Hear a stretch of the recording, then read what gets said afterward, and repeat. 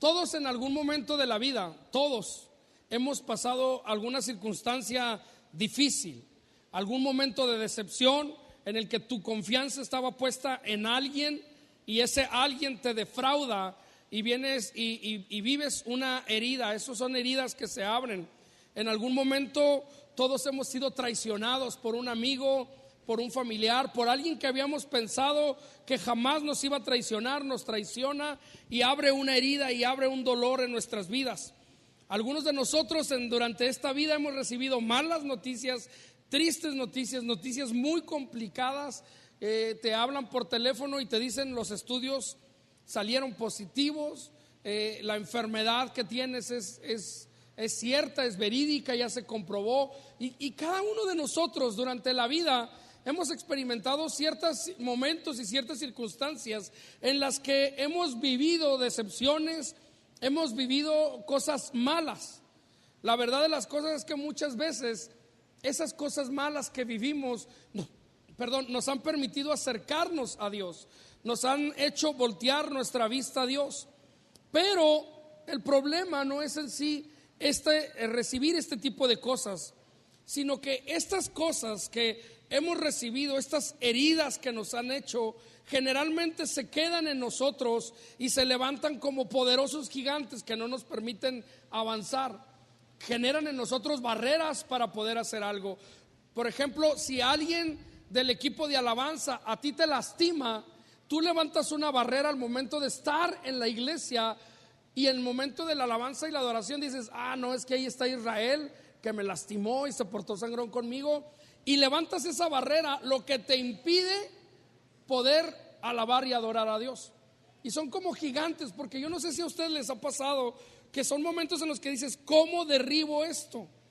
Gente ha sido traicionada, han sido manipulados, han tenido situaciones en las que un pastor o un predicador o un hombre de autoridad abusó de ti, no solamente hablando físicamente, sino emocionalmente, o inclusive tú viste que ese pastor tomaba dinero de la iglesia para enriquecerse, ¿no?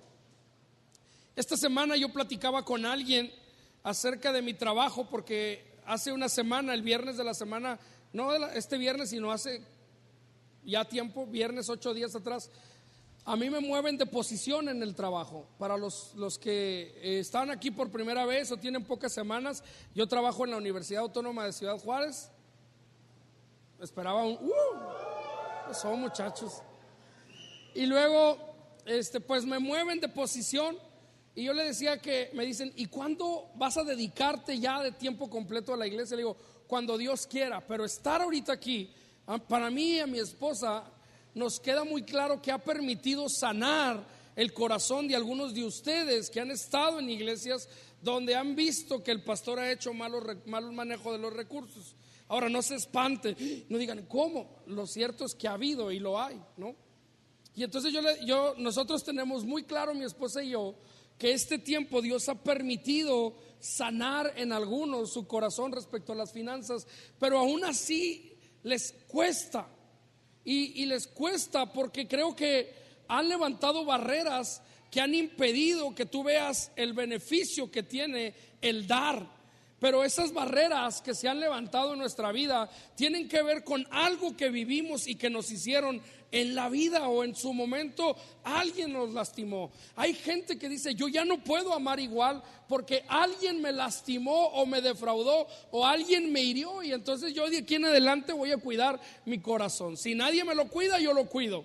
Y empezamos a formar y a levantar en nuestra vida gigantes que no nos permiten amar, que no nos permiten ser, que no nos permiten vivir en la libertad con que Cristo nos ha dado. Alguien en algún momento te traicionó y dices: yo ya no confío en los hombres, ¿no? Las mujeres de repente. Había hasta una novela así que se llamaba Yo ya no confío en los hombres. Sí saben de qué estoy hablando, ¿verdad? Pero el detalle es cómo superamos estos momentos de dolor, cómo salimos de estos gigantes que se han levantado en nuestra vida, cómo los derribamos, cómo los hacemos a un lado. Y quiero platicarte 2 historias de la Biblia, y la primera precisamente es de Rispa. Rispa nos enseña la importancia de aprender a dejar las cosas en el pasado, de entender que vamos a ser lastimados. Es más, inclusive te puedo decir que saliendo de aquí tú puedes seguir siendo lastimado o herido, pero necesitamos aprender de Rispa cómo es el momento en el que tenemos que dejar las cosas donde quedaron o donde sucedieron. Y para eso les voy a pedir que me acompañen al libro de Segunda de Samuel, capítulo 21, versículo 1 al 7. Segunda de Samuel 21. Si lo tienen en su Biblia, búsquelo. Si lo tienen digital, búsquelo. Aún en digital creo que lo puede marcar ahí para que después lo lea y entienda más la historia. ¿Ya lo tienen? Algunos nomás. Segunda de Samuel, capítulo 21, verso del 1 al 7 dice: hubo hambre en los días de David por 3 años consecutivos. Y David consultó a Jehová, y Jehová le dijo: es por causa de Saúl y por aquella casa de sangre, por cuanto mató a los gabaonitas. Entonces el rey llamó a los gabaonitas y les habló. Y entre paréntesis dice ahí mi versión: los gabaonitas no eran los hijos de Israel, sino del resto de los amorreos, a los cuales los hijos de Israel habían hecho juramento, pero Saúl había procurado matarlos en su celo por los hijos de Israel y de Judá. Verso 3. Dijo pues David a los gabaonitas: ¿qué haré por vosotros, o qué satisfacción les daré para que bendigan la heredad de Jehová? Y los gabaonitas le respondieron: no tenemos nosotros querellas sobre plata, ni sobre oro con Saúl y con su casa, ni queremos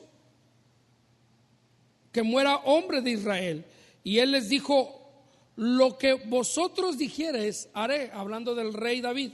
Entonces ellos respondieron al rey: de aquel hombre que nos destruyó, hablando de Saúl, y que maquinó contra nosotros para exterminarnos sin dejar nada de nosotros en todo el territorio de Israel, dénsenos 7 varones de sus hijos para que los ahorquemos delante de Jehová en Gabá de Saúl, el escogido de Jehová. Y el rey dijo: yo los daré. Y perdonó el rey la vida de Mefiboset, hijo de Jonathan, hijo de Saúl, por el juramento de Jehová que hubo entre ellos, entre David y Jonathan, hijo de Saúl. Hasta ahí. Esta historia comienza explicando que hubo un tiempo de sequía, un tiempo de hambre en el pueblo de Israel durante el reinado de David. David había aprendido ya para este punto a consultar a Jehová y no hacer las cosas por su propia cuenta. Ya había pasado la rebelión de Absalón, ya había vuelto, había salido David en fuga porque su hijo lo quería matar. Ya había pasado lo del pecado de David, y ahora ya había regresado como rey, y entra ese tiempo en un periodo de hambre en el pueblo de Israel. Y David, muy sabio, va y consulta a Dios y le dice: Señor, ¿por qué estoy pasando esto? ¿Por qué el pueblo está pasando esta situación? Y esto nos enseña varias cosas que no quiero tomar mucho tiempo, pero ¿cuántas veces nosotros no pasamos situaciones difíciles y complicadas y generalmente lo que queremos hacer es lo que a mí me parece, lo que yo creo que es lo correcto, lo que yo creo que es lo que debe ser? Y no consultamos a Dios para que Dios nos dé la respuesta de cómo podemos salir del problema en el que estamos. David había aprendido, y entonces va y le dice a Dios: Señor, ¿por qué estamos pasando esta hambruna? Y Dios le contesta y le dice: es por causa de Saúl. Los gabaonitas no era un pueblo de Dios, no era pueblo del pueblo de Israel, pero los gabaonitas, escúchenme bien lo que le voy a decir, porque ahorita nuestra palabra no vale nada cuando debería de ser lo que más valga, ¿no? Porque a Dios le gustan los pactos, y a Dios le gusta que se cumplan los pactos. No nada más me gustan los pactos y listo, sino que se cumplan los pactos. Entonces los gabaonitas habían hecho un pacto hace muchos años con Josué, de que no iban a ser destruidos, de que no iban a ser perseguidos. Y cuando Saúl llega al reino, los estudiosos, los teólogos de la Biblia dicen que cuando la Biblia usa casa de sangre, quiere decir que Saúl y familiares cercanos a Saúl, sean hijos, primos, sobrinos o hermanos, fueron e hicieron una matanza con los gabaonitas. Eso lo encontramos en el Primera de Samuel. Y los quiso destruir. Y él usó una frase que fue poco a poco lo que llevó en declive la vida de Saúl, y dijo: es por el celo de la casa del Señor. Pero Dios había hecho un pacto a través de la vida de Josué con los gabaonitas, y Saúl lo había terminado. Y a David le queda muy claro la situación de los pactos, porque si ustedes se fijan, David extrañamente cede a las peticiones de los gabaonitas, pero perdona la vida de Mefiboset, el hijo de Jonathan, por el pacto que había entre David y Jonathan. Un hombre que sí cumplió los pactos contra un hombre que no cumplió los pactos. Muchos de ustedes están metidos en problemas financieros porque en algún momento hicieron pacto con Dios y no lo cumplieron. Ouch. Señor, yo te prometo que de aquí en adelante voy a dar mis diezmos. Ese es un pacto con Dios, no con el hombre, no conmigo, con Dios. Y tan importantes son los pactos con Dios que les vino una hambruna de 3 años al pueblo de Israel, porque un hombre, Saúl, había roto un pacto que habían hecho en nombre de Dios. Señor, yo te prometo que a partir de ahora voy a vivir en santidad. A partir de ahora sí voy a ir a la oración. A partir de ahora vas a ser tú mi único amor. Y de repente algo sucede en la vida que dejas tu pacto con Dios. Y no es que Dios traiga castigo a tu vida, es que tú mismo has roto el pacto que hiciste con Dios. Y no puede haber bendición en algo donde tú rompiste el pacto con Dios. Y entonces Dios le dice a David: David, es por causa de Saúl y de su casa de sangre que rompieron el pacto, que ustedes tienen 3 años en hambruna. Y entonces David manda a llamar a los gabaonitas y les dice: oigan, amigos, ¿qué hacemos? ¿Cómo le podemos hacer para arreglar este asunto y que Dios nos bendiga, por favor? Y luego los gabaonitas le dicen: ni queremos oro, ni queremos plata, ni queremos nada, no queremos, solo danos a 7 hijos descendientes de los hijos de Saúl para que los ahorquemos. O sea, para darles cuello, para matarlos en el monte de Gabá de Saúl, en su tierra. Eso queremos. Y extrañamente David les dice: yo se los daré, les voy a dar a los 7 hijos. Entonces, Segunda de Samuel, más adelante en el 8 y el 9, fíjate lo que dice. Pero tomó el rey, hablamos en el 7 terminando, que el Dios le había perdonado a Mefiboset la vida, y dice: pero tomó el rey a 2 hijos de Rispa, hija de Ajá. Cuando en la Biblia utilizan el hijo de, no es como hoy en día, ¿no? Cuando alguien te dice hijo de, es algo malo. Pero en la Biblia, cuando dice Saulo, hijo de, o Rispa, hija de Ajá, significa que no era cualquier mujer, significa que no era cualquier hijo, significa que eran hijos de alguien importante. Hoy en día dirían de los Zamora de Michoacán, ¿no? De los Favela de Coahuila. Ay. No, aquí te dicen: ¿cómo te llamas? ¿De dónde eres? De Ciudad Juárez. ¿Y cómo te apellidas? De La Vega. Ah, no. No, pues pásale. No, Fuentes. Ah, no, bienvenido. Se crean, los Favela en Torreón no somos nada. Entonces dice el 8: Rispa, hija de Ajá, los cuales ella había tenido de Saúl. Estamos hablando de 2 hijos directos del linaje de Saúl.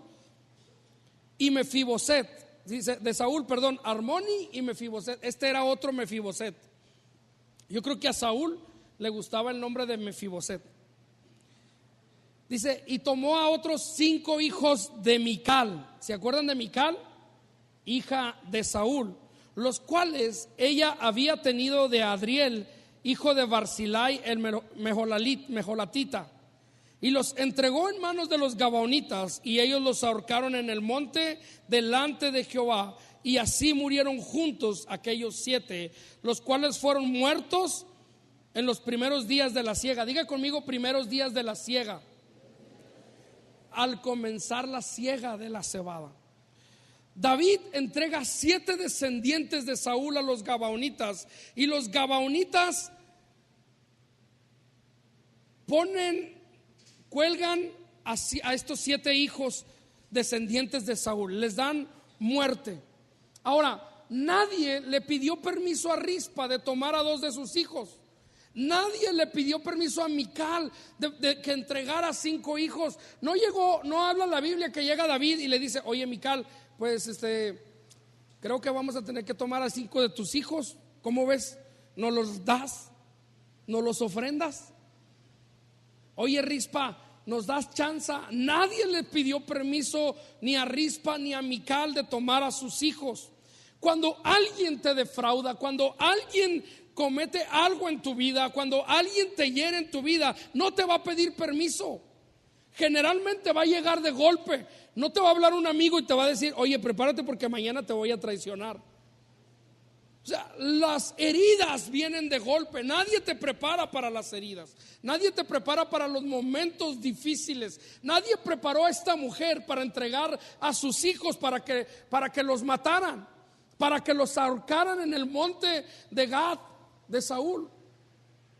Nadie le dijo algo. Simplemente David, en un momento difícil, tiene que tomar una decisión por el bienestar del pueblo. Y esa decisión iba a afectar a Rispa. Rispa vivió un momento de tristeza, vivió un momento de dolor, vivió un momento de luto a causa de la pérdida de sus hijos. Digo, nadie ahorita ha enterrado o ha hecho un funeral con sus hijos y ha vivido feliz. Se rompe el ciclo de la vida. El ciclo de la vida es que mis hijos me entierren a mí, no que yo entierre a mis hijos.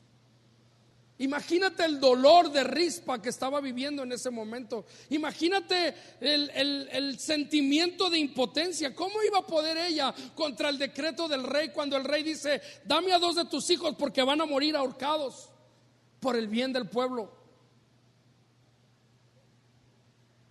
Es como si te dijeran ahorita, llegaran y te dijera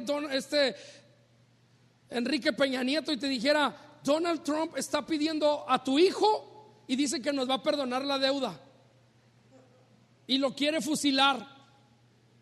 ¿Tú qué le dices? Ah, sí, por México, como México no hay dos. México lindo y querido, si muero lejos, dale, hace que me maten a mi hijo, pero ya no vamos a tener deuda en él. Está loco, manda a tu chavala, le dices al presidente. ¿A poco no? Tan mal que se expresa de nosotros. Mándala a ella. No, pero Donald Trump pidió a tu hijo. El problema es que es un sentimiento de impotencia, porque ¿qué haces si se te para con un ejército y te quita a tu hijo? No puedes hacer nada. Y cuando generalmente vivimos momentos de dolor, momentos de angustia, tú no puedes hacer nada. Simplemente llega el momento de tristeza a tu vida, llega la infidelidad a tu vida, llega el defraude a tu vida. A veces nos preguntamos demasiado: ¿qué hice yo? Y no se trata del qué hice yo, sino del qué voy a hacer. Porque generalmente no se trata de que tú hiciste algo para recibir una herida. Tú a lo mejor quizás ni la merecías.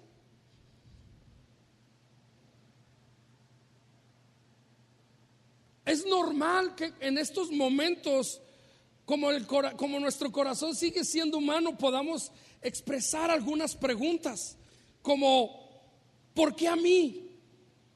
¿Por qué me sucede esto a mí? ¿Por qué permitiste que esta persona me hiciera daño? ¿Por qué permitiste que me defraudaran a mí?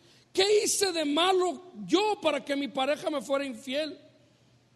Cuando a mí me llaman por teléfono y me dicen el caso de mi sobrina, yo en mi corazón humano pregunté, le dije: ¿por qué, Señor? ¿Por qué viene esta situación a nuestra vida, a nuestra familia? ¿Cuál es el motivo? ¿Cuál es la razón? Y a mí me impresiona mucho cuando leo esta historia cómo el autor hace referencia a los tiempos. Y si te fijas, dijo que los cuales fueron muertos en los primeros días de la cebada. Eso habla de tiempos, eso habla de temporadas. Y luego dice, al comenzar la siega de la cebada, otro tiempo, otra temporada. Él está diciendo, cuando esto sucedió, era este momento lo que estaba pasando.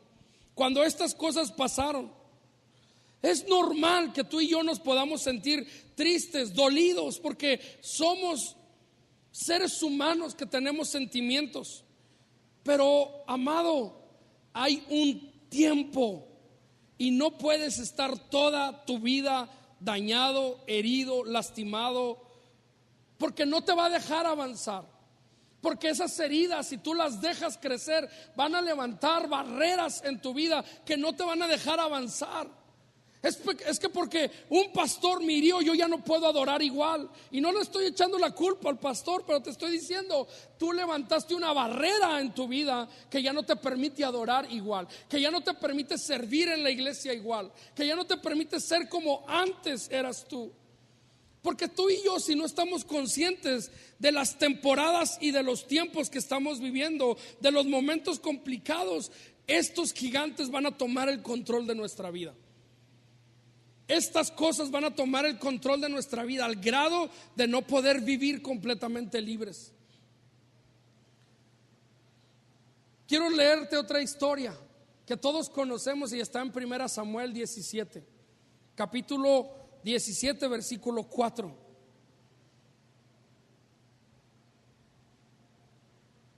Esta historia se la contamos a nuestros hijos. Dice, luego Goliat, un campeón, diga conmigo campeón, no era alguien normal, no era alguien del pueblo, no era un Canelo cualquiera. Este era un campeón, dice Goliat, un campeón filisteo de Gat.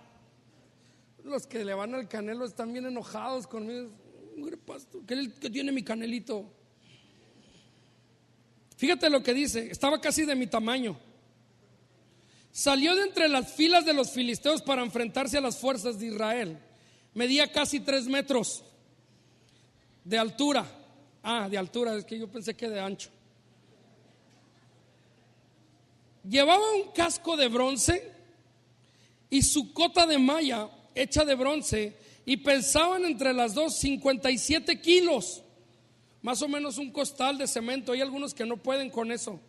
Él lo traía en su casco y en su cota. Dice, también tenía puestos protectores de bronce en las piernas y llevaba una jabalina de bronce sobre el hombro.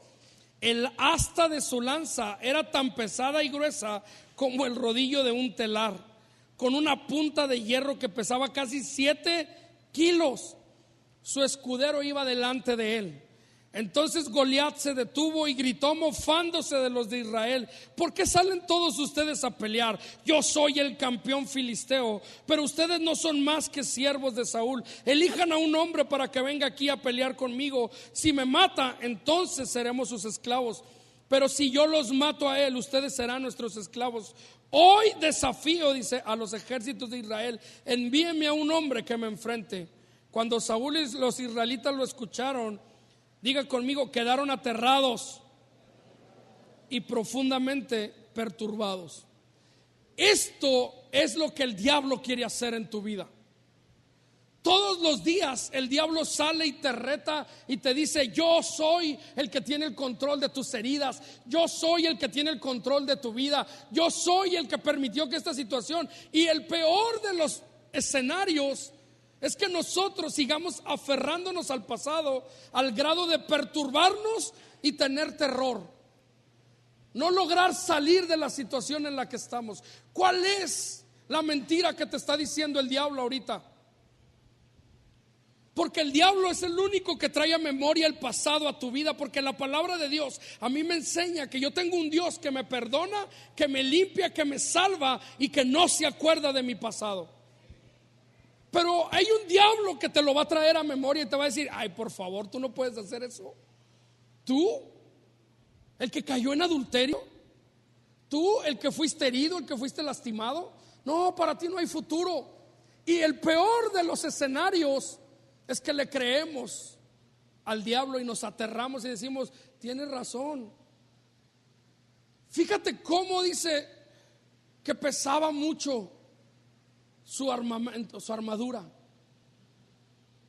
Cuando tú estás ligado a cosas del pasado, pesa mucho sobre ti en tu vida el pasado. No puedes avanzar, no puedes salir adelante, no puedes sentirte libre. ¿Cómo se llama el gigante que te hace sombra a ti el día de hoy? ¿Cómo se llama el gigante que no te permite crecer, avanzar, ser feliz, tener fe, tener paz en la vida? ¿Cómo se llama ese gigante que no te permite servir a Dios plenamente? Que no te permite vivir una vida en matrimonio, que no te permite ser padre. Porque muchas veces una decepción y una herida ya no nos deja ser padres. ¿Cuál es ese gigante hoy en día que no te permite avanzar? ¿Decepción? ¿Enfermedad? ¿Vergüenza? ¿Cuál es tu luto? Te preguntaría en el caso de Rispa. ¿Qué es ese dolor que estás viviendo? Y yo he estado orando a Dios esta semana porque hoy quiero que ese gigante caiga. Ese gigante que se levantó en tu vida hoy debe caer. Hoy debes dejar atrás el pasado y avanzar hacia un futuro glorioso, a un futuro que Dios quiere para tu vida. No es posible que seamos hijos de Dios viviendo en el pasado cuando tenemos un Dios que no conoce el pasado. Tenemos un Dios que ha prometido borrar tu pasado, pero nosotros seguimos aferrados al pasado. ¿Por qué?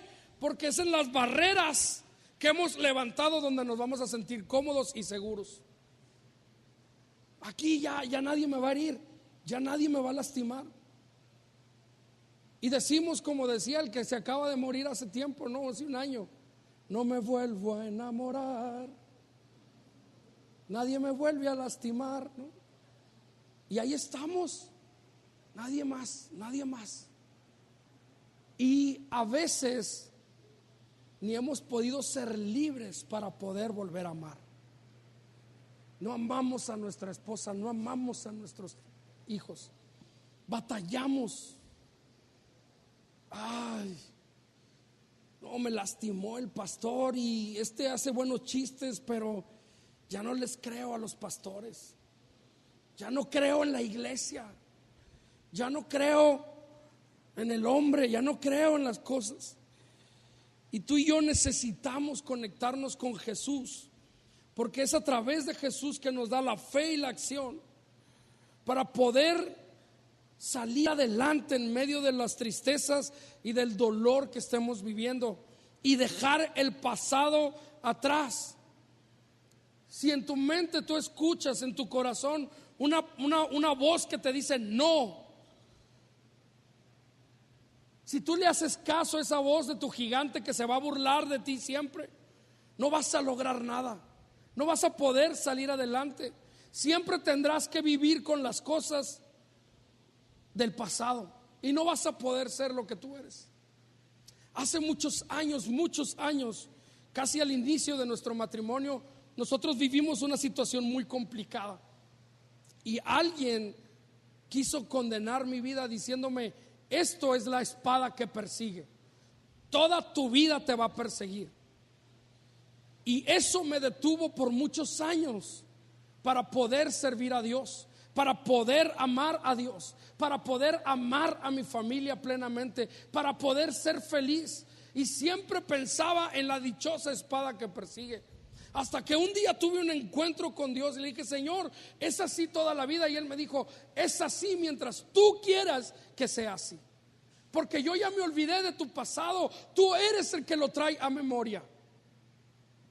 Y entonces hice un pacto con mi esposa, hice un pacto con mis hijos y les dije: yo no me voy a acordar del pasado porque yo no quiero ser usado por el diablo. Dije: pero ustedes tampoco se van a acordar del pasado porque no quiero que sean usados por el diablo. Mujer, Si tú le recuerdas a tu hombre, y esto está fuerte, constantemente a tu esposo el pasado, necesitas hoy ser libre de ese espíritu manipulador del diablo. Hombre, si tú no sabes perdonar a tu esposa y le estás recordando el pasado, tú hoy necesitas ser libre de eso. Porque la palabra de Dios, en ningún versículo encuentro que tú tienes autoridad o yo tengo autoridad para recordar el pasado que Dios ya borró en la vida de los demás. No tenemos esa autoridad. Pero somos usados ese espíritu de Goliat para decir, hace 5 años tú hiciste, cuando a lo mejor el hombre está tratando de cambiar, está tratando de luchar, está tratando de ser diferente, de levantarse en la mañana a orar y ay, ridículo, ¿para qué te levantas a orar si mañana vas a seguir siendo el mismo? El diablo, palabras del diablo en tu boca. Perdón, sé que es fuerte, porque yo quiero que sepas, amado, que esas palabras de condenación no son la voz de Jesús hablando a tu vida. No son la voz de Jesús. Esa voz puede callar. Ese gigante tiene que caer hoy. Esa voz será callada hoy. Ese pasado que no te permite avanzar, hoy se queda en el pasado y Dios te va a dar libertad para poder llegar y levantar tus manos y exaltar su nombre y vivir una vida en libertad.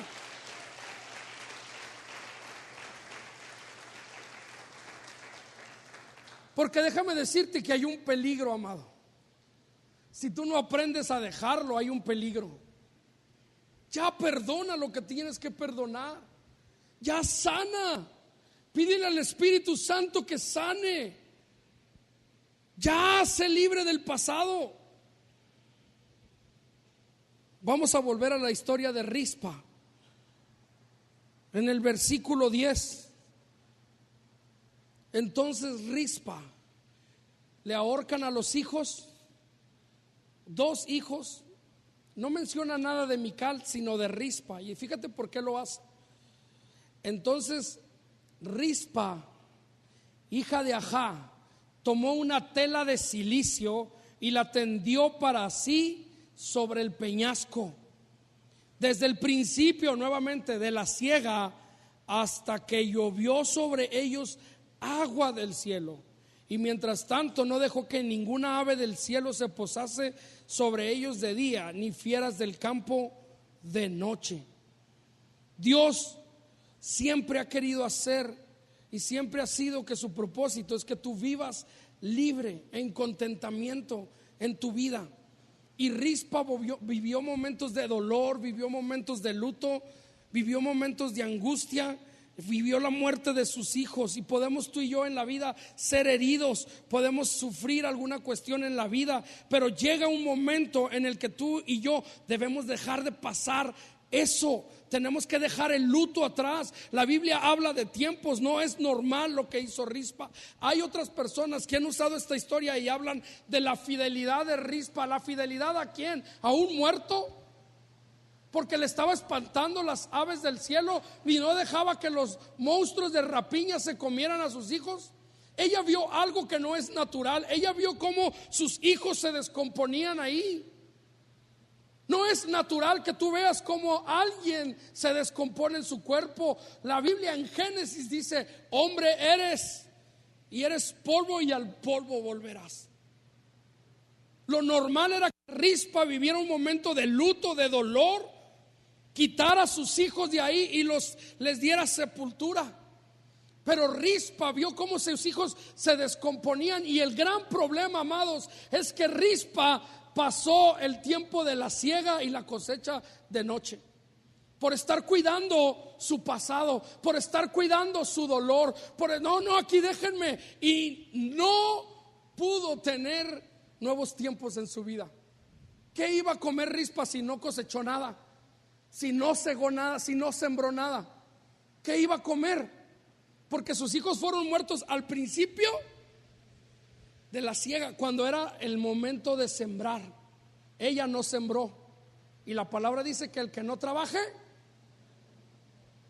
¿qué iba a cosechar tiempo después? El gran problema, amados, es que si tú y yo seguimos espantándole las aves a nuestro pasado, cuidando nuestro pasado, no sanando las cosas que vienen a nuestra vida, tú y yo vamos a perder los nuevos tiempos de cosecha que Dios tiene para tu vida. Y no vas a aprender a disfrutar. Cuando otros levanten sus manos, alaben a Dios, cuando otros sirvan con gusto, tú no vas a poder disfrutarlo, porque todavía estás espantando a las aves viviendo en el pasado. Y eso es peligroso, amados. Hay gente con la que yo me he acercado y le he dicho, ¿por qué no sirves? No, es que si usted supiera lo que hice en el pasado. Y no es falta de interés, pero si a Dios no le interesa el pasado, ¿por qué a mí me va a interesar tu pasado? Si Dios ya dijo que te perdonó como pastor. Ahora, no crea que soy un pastor blandito y endeble y, ay, hermano, qué bueno. No. Y le pregunto, ¿tuviste un tiempo con Dios? ¿Te metiste con Dios? ¿Te arrepentiste? Y mi labor como pastor es creer en la oveja. No es estar viendo muros con trancheta y ver, ay, no, es que la gente me engaña, ay, no. No, es creer en las ovejas y decir, si tú dices que ya lo viviste, yo te creo. Sirve, ánimo, adelante, dale para frente. No, es que yo antes hacía esto, yo antes en la iglesia era el que dirigía la alabanza y los coros celestiales bajaban y la presencia, pero ya no. Ya no lo haces. Estás viviendo un presente. Deja el pasado atrás y empieza a servir a Dios aún así desde abajo, pero empieza a disfrutar los nuevos tiempos. Hay gente en Vida y Gracia que viene de otras iglesias y todavía están añorando y anhelando la alabanza de la otra iglesia. Oh, es que allá estaba más chido. Oh, es que el pastor de allá sí sabe. Pero si ya decidiste hacer Vida y Gracia tu casa, siémbrate aquí, deja atrás el pasado y avanza al futuro glorioso que Dios tiene para tu vida. Yo me hubiera emocionado más.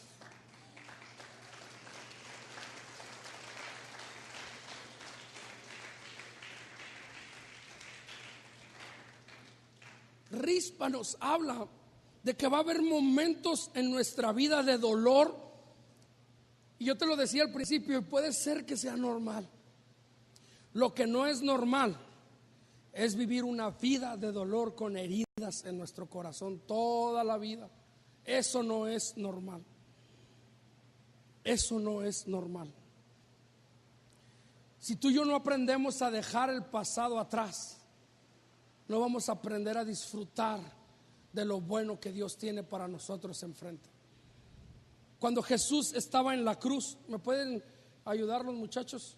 Cuando Jesús estaba en la cruz, Él exclamó en un momento en la crucifixión y dijo, tengo sed. Y cuando Él dijo, tengo sed, le dieron a probar vinagre. ¿Alguien ha probado el vinagre? El vinagre es amargo, no es dulce, no te quita la sed. Pero Jesús no se tomó ese trago amargo.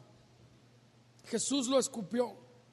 Y en la vida tú y yo tenemos que aprender a no tomar esos tragos amargos. Debemos de aprender a perdonar y seguir adelante. Debemos de aprender a dejar el pasado atrás como Jesús lo hizo. Por eso les leía la profecía de Isaías en capítulo 53 acerca de Jesús. Cuando él vio a Jesús y dice, trasquilado él como oveja fue llevado al matadero y no abrió su boca, enmudeció.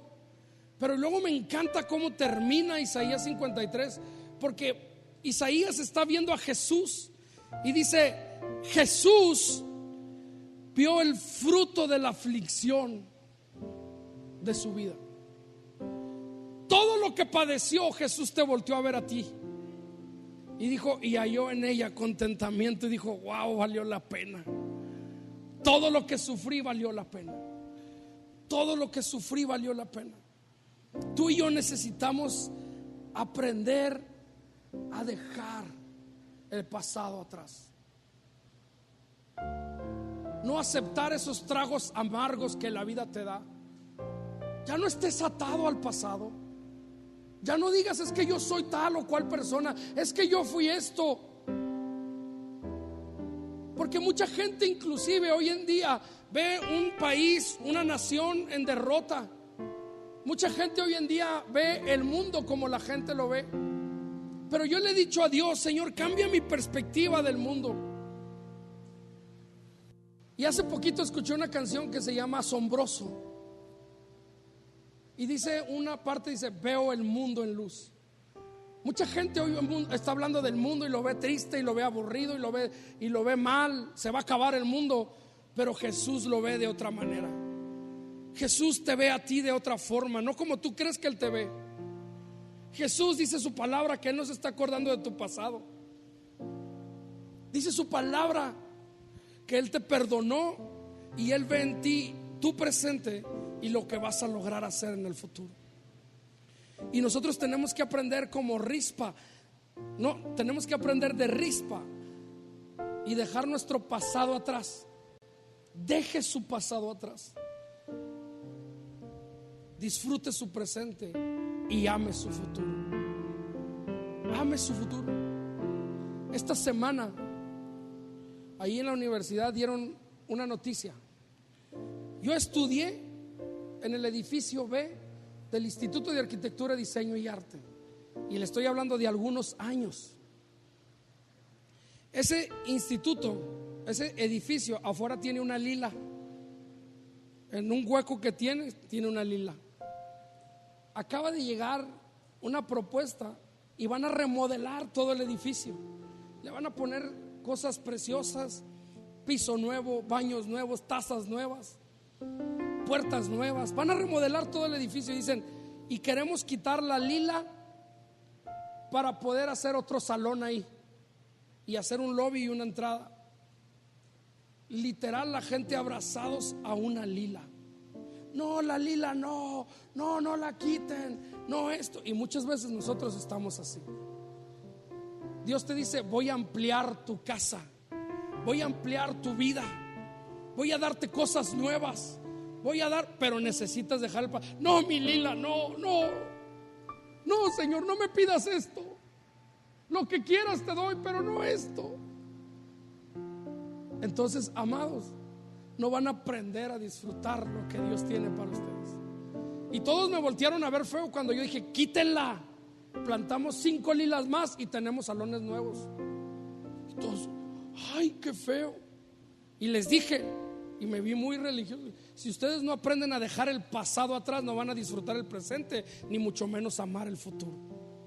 Pues ya estaba leyendo la historia de Rispa y ahí les ministré y les dije: ¿quieren más de esto? El domingo los veo en la... Pero necesitamos dejar, amados, el pasado atrás. Segunda de Corintios, me encanta esto. Capítulo 4, versículo 8 y 9. Y con esto voy cerrando. ¿Por qué no se pone de pie, por favor?